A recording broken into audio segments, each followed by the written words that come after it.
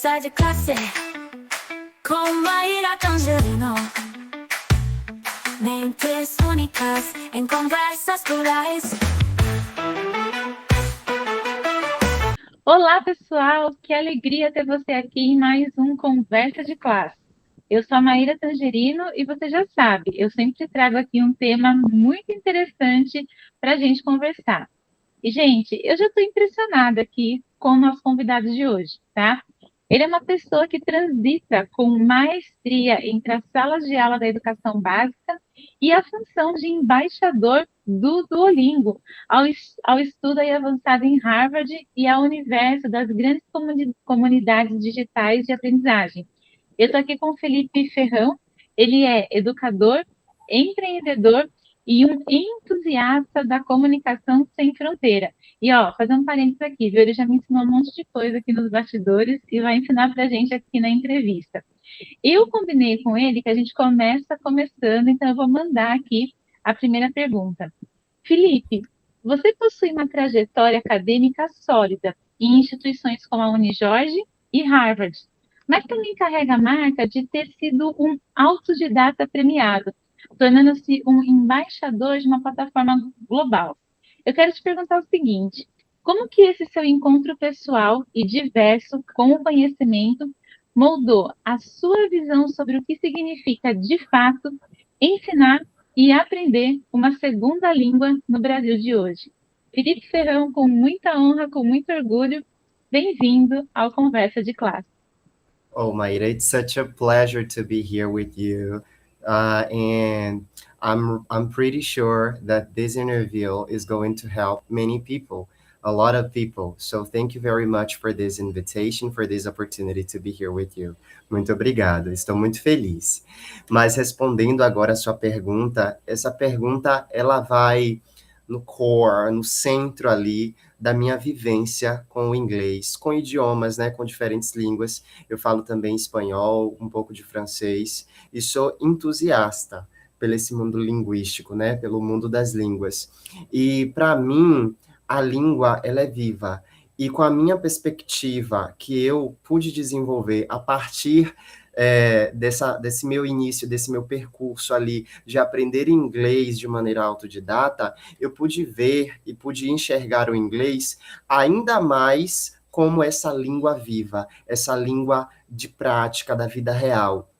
Então, como sempre foi o meu sonho desde bem pequeno, aprender o inglês, porque eu ouvia, não conseguia entender, e eu achava incrível ver as pessoas se comunicando ali naquele idioma que para mim eram só ruídos.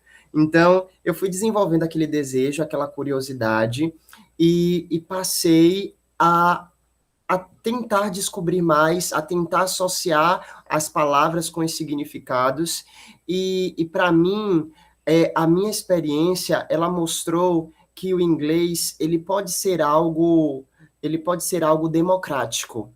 Você não precisa de muitos recursos, você não precisa de estar nas melhores escolas, ou com os métodos mais avançados para você ter a sua aquisição linguística. O que você precisa é de um estudo ativo, de prática, de vontade e de esforço.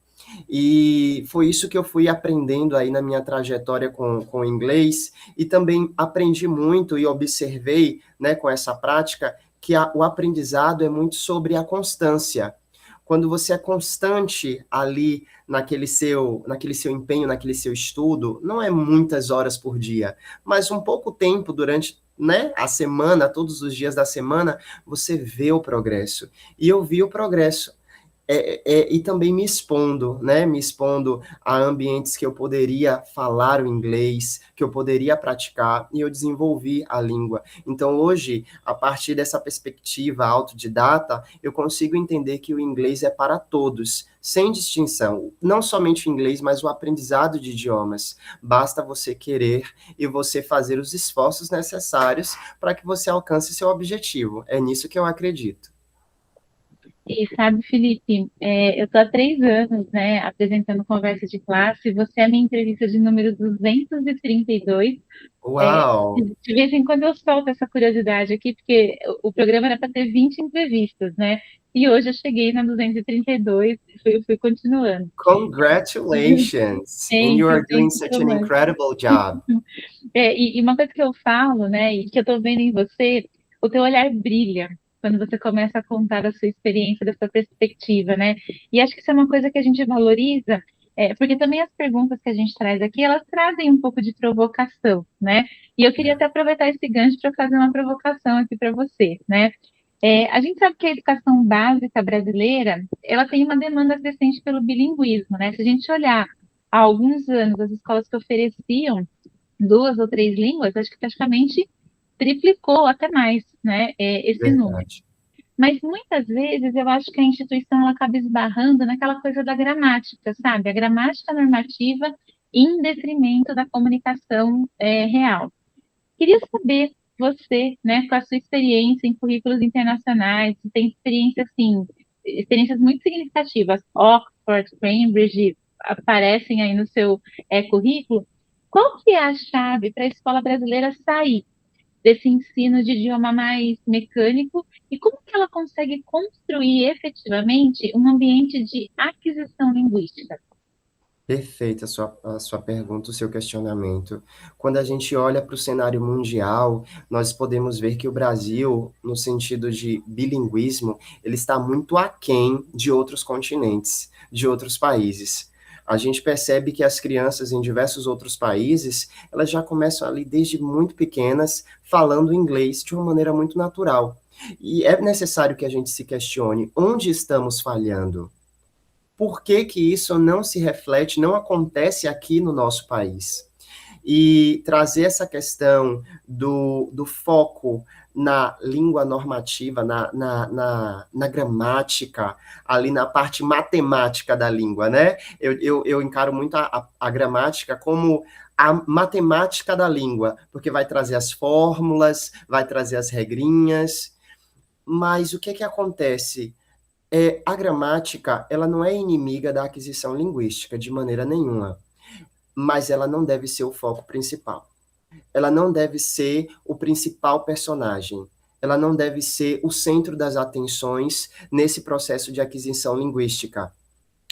E acho que aí é que nós pecamos muitas vezes. Quando nós deixamos de dar o enfoque necessário na língua, com uso efetivo, como língua viva, como prática real, como vivência, e passamos a dar enfoque somente em regrinhas, o estudante ele vai gravar aquela regrinha, mas ele não vai saber nem como usar de maneira eficaz no seu dia a dia. Aquilo não vai ter um link com a vida dele, a realidade dele. E quando ele não consegue estabelecer um link entre aquelas regrinhas e a sua vida, a sua realidade, aquilo se torna obsoleto. Então, é por isso que se faz necessário que aqui no Brasil a gente passe a mudar o nosso approach, a nossa metodologia, a nossa prática de sala de aula, passar a dar o enfoque necessário que se faz a língua, a prática, a conversação, a inserção desse idioma no dia a dia desse sujeito, desse aluno. E a gente faz isso, como eu disse, deixando a língua cada vez mais viva, com prática, conversação e etc, e etc. E hoje a gente vê isso. Os jovens, né, de maneira autodidata, que a gente volta naquela primeira pergunta, de maneira autodidata, muitos têm aprendido inglês através do quê? De jogos, músicas, redes sociais, porque aquilo ali é o inglês no contexto social, a vivência deles. Ou seja, o processo de aquisição linguística passa a ser algo natural, algo leve, muito mais leve do que ele se deparar com diversas regrinhas de verb be on the board, no quadro, e assim por diante. Aquilo vira algo inato ao indivíduo, passa a ser parte dele. E Felipe, a sua fala, né, ela é pedagógica, né? Não tem como não se encantar pela forma que você coloca, que você traz, né? E até porque você já atuou em várias faixas etárias, desde das crianças, dos pequenos, aos idosos, né? Eu queria Sim. fazer uma pergunta relativa ao tempo, né? Porque a gente sabe que dentro da educação básica, o tempo é escasso, as turmas são heterogêneas, né? Que estratégias que você considera inegociáveis, aquelas estratégias pedagógicas que você não abre mão para garantir que alunos e alunas não apenas decorem as estruturas, mas que desenvolvam mesmo uma identidade quando a gente está falando do aprendizado de uma outra língua? No cenário ideal, nós não teríamos essa heterogeneia, né? Essa discrepância de níveis que a gente vê, essa disparidade de níveis que a gente vê nas salas de aula das escolas regulares do Brasil. A gente entra em uma sala, alguns poucos, um nível até avançado, intermediário da língua inglesa, e outros muitas vezes não sabem cores em inglês, números em inglês. E aí, como é que a gente faz? É, a, o cenário sendo desafiador, como você disse, a gente tem que trabalhar com certas estratégias. Eu gosto muito de fazer um apanhado geral de coisas, de temas básicos no início do ano, por exemplo, no início do ano letivo, fazer um apanhado total de temas básicos e iniciantes, mas trabalhando com atividades diferentes. Daqueles que têm um certo nível a mais da língua inglesa, eu cobro mais, eu puxo mais, eu trago mais desafios. E reconhecendo também aqueles que estão no nível iniciante, eu já facilito um pouco mais esse processo. Mas algo que eu gosto muito de fazer é a atividade de pair up, de colocar em duplas, é de que os que já têm um conhecimento maior ajudem aqueles que estão iniciando. Hoje eu estava na escola, né, trabalhando com um programa bilíngue, e eu fiz exatamente isso. Houve uma atividade de conversação, e eu fiz ali a divisão dos pares, colocando os que tinham um nível maior de inglês com aqueles que não tinham. E aqueles que tinham puderam ajudar os outros. E foi muito, muito frutífero todo esse processo.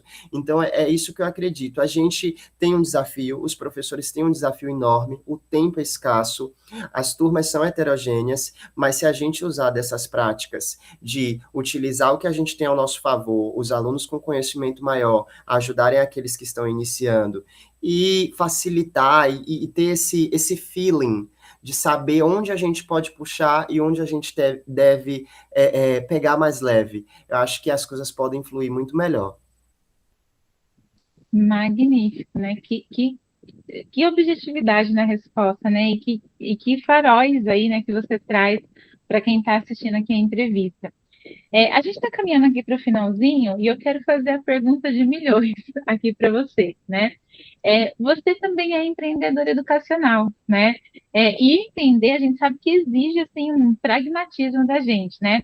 Você fundou a Downtown Languages, você tem uma colaboração com a Edify, né? E acho que você acaba encarando de frente aí as expectativas das famílias e as limitações do sistema escolar como tal, né? A minha pergunta de milhões é: no cenário atual, o que é mais difícil? Formar o professor para essa nova realidade bilíngue ou desconstruir essa ideia de que inglês é apenas um bônus no currículo, e sim uma ferramenta tão necessária para os dias de hoje? O que você acha mais difícil aí nessa balança? Ah, sem sombra de dúvidas, com a experiência que eu venho obtido, né, sendo um empresário, como a senhora mesmo falou, com a Downtown Languages, trabalhando como um parceiro aí da Edify, em esse programa bilíngue incrível, eu eu venho tendo cada vez mais a percepção de que é um desafio mudar o mindset desse público. Infelizmente, muitas vezes se torna um desafio, porque muitos ainda encaram o inglês como esse bônus, como algo que não é necessário, algo que não vai fazer muita diferença, que está lá como a senhora mesmo disse, um bônus, algo extra. E quando esse pensamento ele existe, esse pensamento limita demais essa aquisição do idioma, porque para fora da sala de aula, aquele aluno ele não vai praticar se ele tiver esse tipo de pensamento. E se ele não praticar, se ele não inserir o inglês na vida dele, não importa se ele vai ter 3 aulas de inglês com um professor em sala por semana, mas se ele não praticar para além disso, ele não vai aprender, ele não vai se desenvolver de uma maneira satisfatória, ou demore muito para que isso aconteça. Então, hoje é necessário, se faz muito necessário que todo o time pedagógico, todo esse corpo docente, toda a escola, né, desde da direção aos professores, trabalhem essa visão, esse pensamento com as famílias, da necessidade de que eles devem entender que o inglês deve ser parte da vida daquela criança, daquele adolescente, e o próprio adulto que procura o inglês, ele também entender isso, que ele precisa de inserir a língua como parte da sua rotina. E aí sim, a gente vai ver cada vez mais pessoas bilíngues no Brasil aí afora. Felipe, muito obrigada. Obrigada pelo seu tempo, pela sua generosidade, pela disponibilidade. Parabéns pelo trabalho lindo que você faz. E eu queria te Muito obrigado. perguntar, você quer deixar uma mensagem de finalização para quem está assistindo a gente? Ah, com certeza. A mensagem que eu deixo, e principalmente com base em tudo que a gente falou, que a gente discutiu, é que uma vez eu ouvi a seguinte frase: The language isn't something to be mastered. It's a tool for your communication.